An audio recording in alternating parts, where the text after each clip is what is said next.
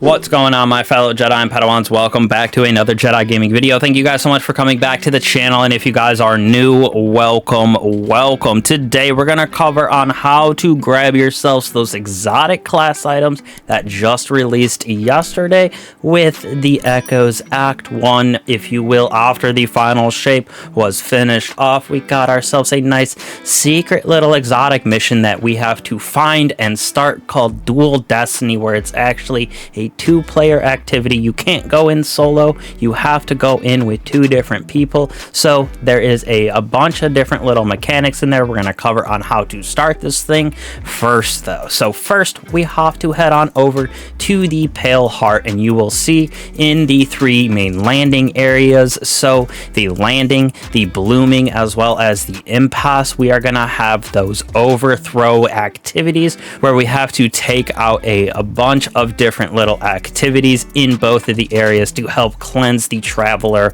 of all of these darkness enemies that are inside of it. So inside of these three areas, you progress through these overthrows like normal, getting through those three tiers, reaching that final boss tier for each of these areas. Now, when you defeat that final boss and collect your loot from that chest that it drops, where you get that nice little light that you put in the hands around the traveler here, you actually see in the left hand corner that a secret witch has popped up in the area and is near. So you have to travel around whichever area you're in, the blooming impasse or landing, like I said, and find this secret enemy. Every single time, for me, it was a light bearing witch, which there was different ways to break the shield for it. So in the landing, we had to shoot some dark crystals to bring the shield down, then we could damage that nice witch. Inside of the blooming, there were certain enemies that we had to defeat to bring down that shield, and then in the impasse, there was some knights that would drop some pyramid explosives. We would throw that at the witch's shield to take it down and defeat it, grabbing that ghost and crushing it. Once you defeat that ghost, it'll say that the servant of the witness, that secret witch, is defeated, and you do have to do this in all three areas. I tested it with just getting one witch and then going to find the mission, going to do the second witch, going to find the mission, and then you do have to get that third and final witch defeated in those little secret areas, if you will, but they are literally just around whichever area you are in for that overthrow. Now, once you defeat those three witches, you will head back to the landing, or you can finish with the landing witch if you would like. Head on over on this path that I am taking. It'll be sped up in the background gameplay, but it is through some of the story little sections or the assist missions that you get after the campaign, where you follow this nice long path here where you run around this giant chasm, and you can actually see this giant tower of light, if you will, coming from inside of this cave, where when we head inside of there, we get this new buff on the left hand side of the screen with about 7 minutes, which it's way a long time for that. But we go out and there will be two different enemies, one that'll drop a light buff and one that'll drop a dark buff. So once you go to the waypoints for each of these enemies and defeat them, bring the respective mote that it drops back to that cave with the statue of Savathun on it, and slam it in those little wells that you will see glowing up on top when you jump up here. So like I said, when you defeat the light enemy, that'll drop that light mote. You bring it all the way back here, put it in this left side right here with the light well, and then go back, get your other enemy with the darkness seed to drop, bring it all the way back here to this cave, put it in that respective darkness well up top, and then all of a sudden the Dual Destiny mission will pop up right at the bottom of the statue there, where you will be able to go through it. So that is just unlocking the mission. Once you unlock the mission, like I said, you will have to go in as a pair of guardians to crush through this. There is a few different mechanics that you have to go through using basically those light and dark buffs that you brought back to to that Savathun statue, one of the guardians when you enter the mission will be light attuned, and then the other one will be darkness attuned. So there will be different enemies inside of this mission that we defeat and different things that we can see based on our dark or light attunement. So when we load in, like I said, it is actually in the same exact room where that first mechanic kind of starts. If you're light attuned, you jump up inside of that light well. If you're dark attuned, you jump up inside of the dark well, and that'll progress you farther into the mission, a mechanic that we use quite a few times. So after we exit the cave, there is a bunch of enemies where we basically just were, like I said, on the Pale Heart with a bunch of these darkness pyramid shaped ships shooting into the Pale Heart and the Traveler with a bunch of taken enemies around. You just basically progress in a linear line following these enemies, as well as those darkness statues or spears, whatever you would call them, leading you to a little area where we basically use the same mechanic that we were using before with the two different lightness and darkness attunements. So we are in this area where there is a bunch of enemies and two different plates, a light and a dark one. Run around the area until you find them. Stand on your respective plates again, the light to the light player, and then the dark attuned player finds their dark plate and goes and stands on it. So for my perspective, it'll all be from the light attuned plate, but just imagine it like the barrier that is in front of me right here. The dark plate will look like that, and then we progress on defeating enemies as we go. You don't have to defeat every single enemy inside of the mission or as we're progressing through it, because it is timed. You can see the explore the anomaly. We only got about 3 minutes left for this, but every single time you hit a new checkpoint or objective, it'll update and we reach actually our first kind of boss or encounter, if you will, for this encounter. So we come into this giant room right here where you can see that fellow guardian I was playing with went up to the top to that dark pool. I come down to here. So for this encounter, we progress through different areas of the Pale Heart, defeating enemies as we go. Well, one person will be able to shoot different symbols. The second person will be able to see the symbols on the little podiums down low that I showed you. So first off, you will be able to see from my gameplay when I defeat this Centaurian down here, it'll drop a mote of light, and I'm the only one that can injure that Centaurian because it is a light buffed enemy. There is a dark buffed enemy as well up top that only my partner can defeat, but I am just gonna say it is a little bit of a communication mission, so it is helpful to have a microphone on with your partner, but it's not necessary. I wanted to show you guys that as well. So this gameplay also, I went through just typing all of the different commands, so you can see once I defeat my other Centaurian, we have the second symbol pop up on these little podiums. We had black heart, then give. So the guardian up here, after they defeat their two different dark enemies, they have a knight right there. They will be able to shoot the certain symbols in that order. You read it left to right. So from this one, like I said, it's black heart and then give. Once they shoot it, it'll say that paracausal energy gathers around you, and you go into another dimension where you just repeat. The first time we did it, it was just two symbols. This room right here that we entered into ended up being 3, and then the final room was 4 symbols, but you just repeat back and forth. So this one, I'm actually the one that is able to see the symbols after I collect my motes of light from those light enemies. This time, the other partner that I have, my other hunter, is able to see the symbols that pop up on the little podiums in front of them, so they will call out in a certain order which of the certain crystals that I shoot.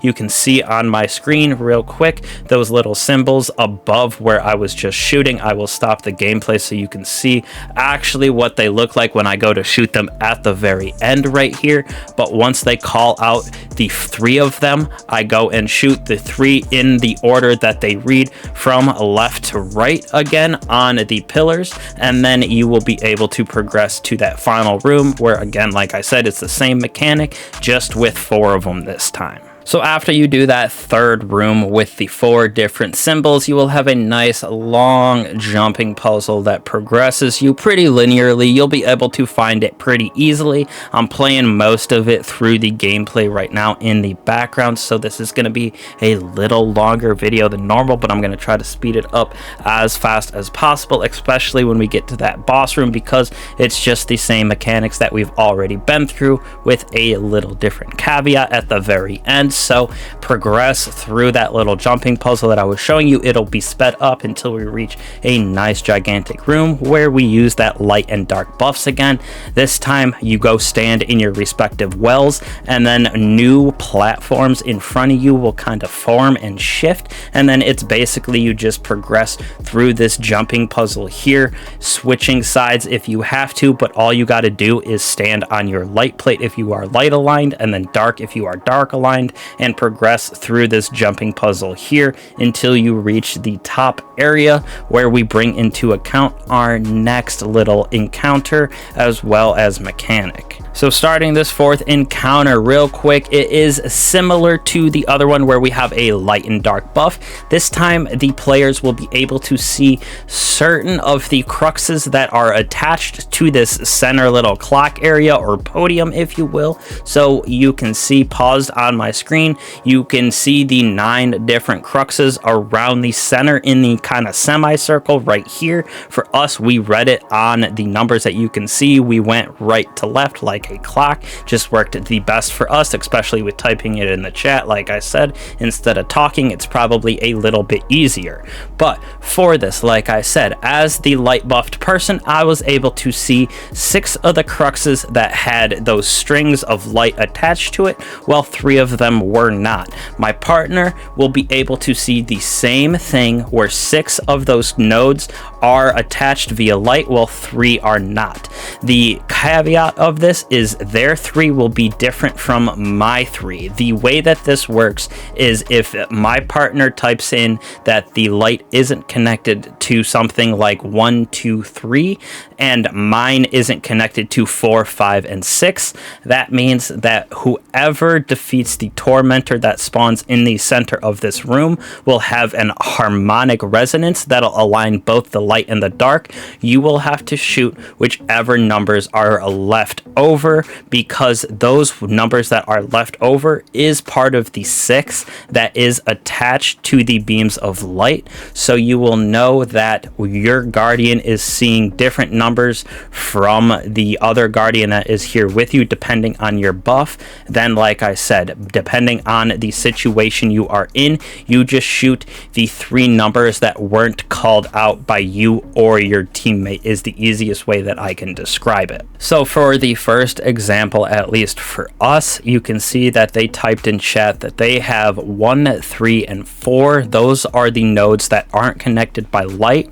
I had 6, 7, and 8. Those were not connected by light as well. So because if we throw these up on the screen, this is what we called out.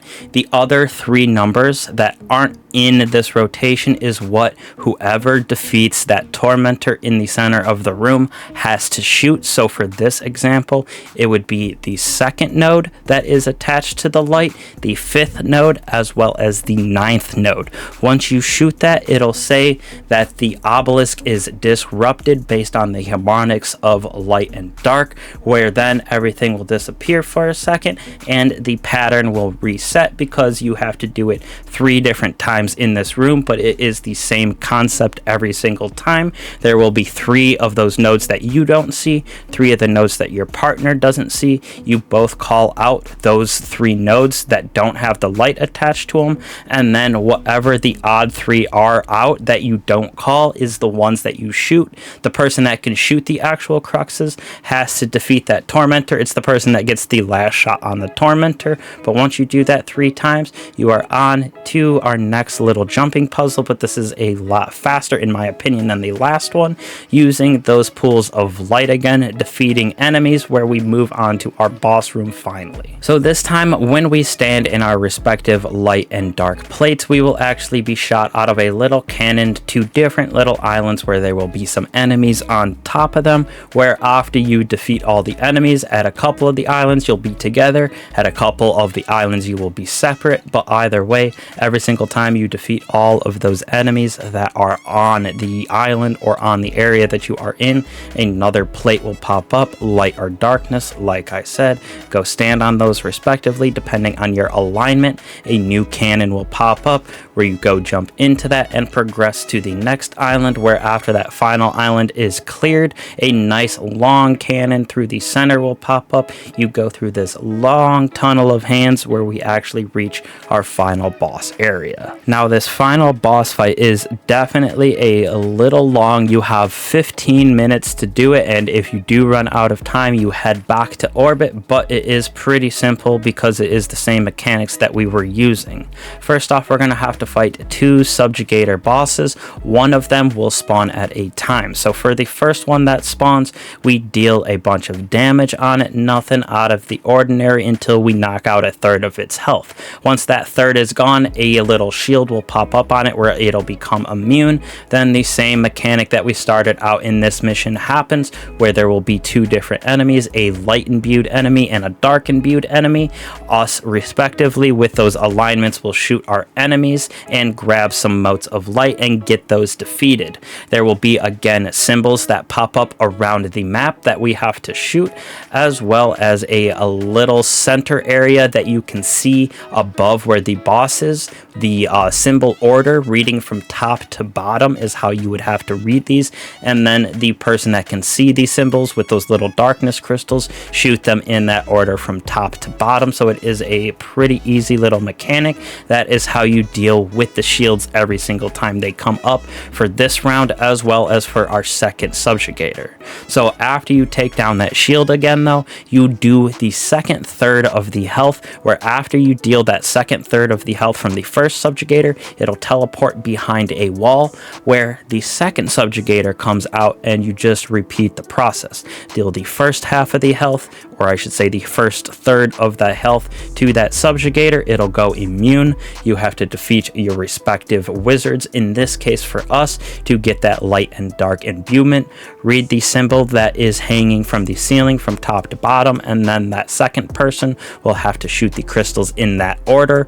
Once the shield comes down, deal your second third of health to that nice subjugator boss, and then again it'll teleport behind a wall. Now you're thinking, what do we do at this point? Now we take into account our little clock aspect that we just had in our last encounter with the Tormentor. This time, instead of 9 of those numbers, we're gonna have all 12 of them, so it's even easier than before. Now to get our pattern out and get those bosses out of their cages, there will be a rotating pattern of 4 different of those cruxes out of the 12 will be lit up via those lights coming from the middle of that like red square for us. So the way that we did it was, when the pattern goes around, we were timing it out. If you're talking, it is definitely way easier on this part, but it just repeats in a cycle. So the way we were doing it is, when the loop would reset, it would show a symbol. So like right here at the very top, I had one that was 11, 12, and 1, and then the other one was 5. So it was very easy for me to type that into the chat. That would pop up. My partner would be able to see their clock at the same exact time, and then it would loop 2 more times to 2 different puzzles and then come back to this one. So then they would know which puzzle that you were on and which node to shoot. So the way this would work is, if I called out 11, 12, 1, and 5, my partner would have one of those numbers that is the same. So they would have to shoot that same exact number as I called out in the same puzzle. So if I said 11, 12, 1, 5, and they had 5, they would shoot that 5 at the same time that I did,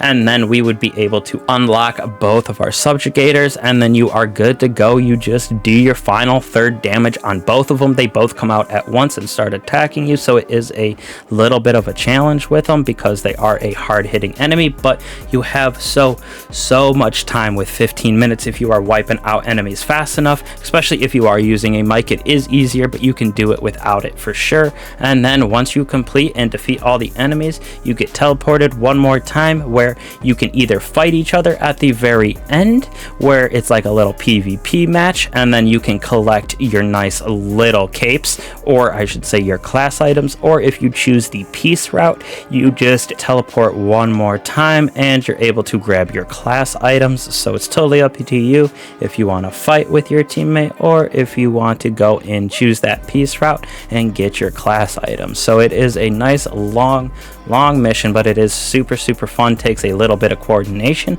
And then on top of that, to farm these at the end after you unlock them, if you go to the Pale Heart, these class items with the random rolls can drop on random occasions. So it doesn't even have to be from an overthrow chest. It can just be from one of the random chests around the map, doing the cleansing of those weird chests around the areas as well. So it is a super farmable item. Definitely takes a little bit of going around with those chests to find them, but they will drop. You don't have to come through and farm this mission by any means. You go out into the Pale Heart and just farm chests, throw on that wombo combo detector, do a little overthrow in the meantime, and you will get a nice good bunch of random rolls on them. So it is a very good little farm that you can do for it, and it's going to make prismatic so much better, in my opinion, being able to pair all of these together. So I'm excited to see what kind of rolls y'all get, and the combinations are endless. We're going to be making some builds with these, so I truly appreciate all you guys coming back to the channel. Supporting the videos means a lot to me. Slap that bell if you haven't. Hit that like button. It helps out the channel a bunch. And again, I appreciate all you guys. I'll catch you in the next one. Peace.